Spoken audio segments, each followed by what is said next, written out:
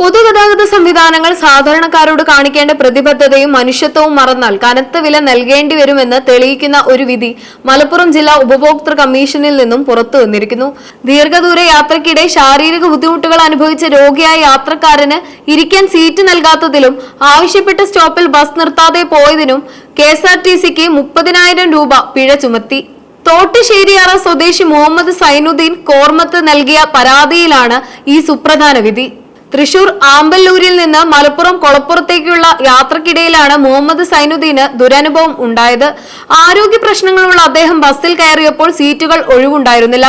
3 മണിക്കൂറോളം നീളുന്ന യാത്ര നിന്നുകൊണ്ട് പൂർത്തിയാക്കുക എന്നത് രോഗിയായ തന്നെ സംബന്ധിച്ച് പ്രായോഗികമല്ലെന്ന് അദ്ദേഹം കണ്ടക്ടറെ അറിയിച്ചു. തൃശൂരെത്തുമ്പോൾ സീറ്റുകൾ ഒഴിയുമെന്നും അവിടെ വെച്ച് ഇരിക്കാൻ സൗകര്യം നൽകുമെന്നും കണ്ടക്ടർ ഉറപ്പു നൽകിയതിനെ തുടർന്ന് അദ്ദേഹം യാത്ര തുടർന്നു.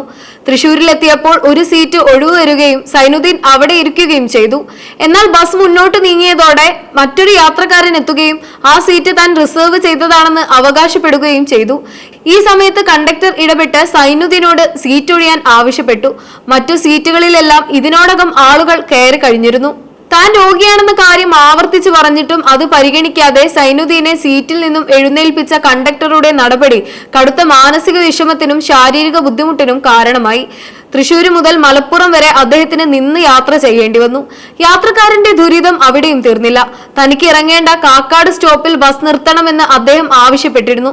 എന്നാൽ KSRTC അധികൃതർ സർവീസ് റോഡിലൂടെ പോകേണ്ട ബസ് നിയമവിരുദ്ധമായി ഹൈവേയിലൂടെ ഓടിക്കുകയും കാക്കാട് സ്റ്റോപ്പ് ഒഴിവാക്കുകയും ചെയ്തു. ഇതേ തുടർന്ന് കിലോമീറ്ററുകളോളം അകലെയുള്ള കൂരിയാട് സ്റ്റോപ്പിൽ അദ്ദേഹത്തിന് ഇറങ്ങേണ്ടി വന്നു. ശാരീരികമായി അവശനായ ഒരു രോഗിക്ക് ഇത് ഇരട്ടി പ്രഹരമായി മാറി. സേവനത്തിലെ ഗുരുതരമായ വീഴ്ചയും യാത്രക്കാരന്റെ നിയമപരമായ അവകാശങ്ങൾ ലംഘിക്കപ്പെട്ടതും ചൂണ്ടിക്കാട്ടിയാണ് മുഹമ്മദ് സൈനുദ്ദീൻ മലപ്പുറം ജില്ലാ ഉപഭോക്തൃ കമ്മീഷനെ സമീപിച്ചത്.